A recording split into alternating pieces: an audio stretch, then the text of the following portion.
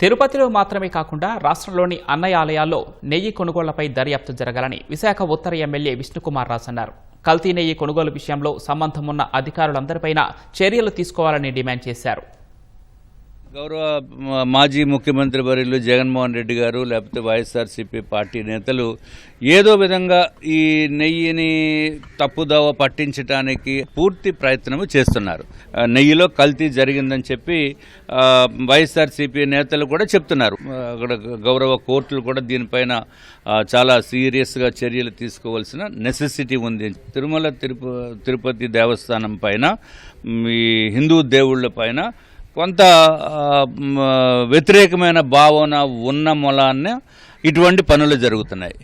319 రూపాయలకి కేజీ నెయ్యి దొరికే పరిస్థితి ఎక్కడైనా ఉందా? ఫస్ట్ ఆఫ్ ఆల్ తీసుకునే వాళ్ళకి, ఎవరైతే ఆర్డర్ రిలీజ్ చేసేవాడికి బుద్ధి జ్ఞానం ఉంటే ఇటువంటి తప్పుడు పనులు జరగవు.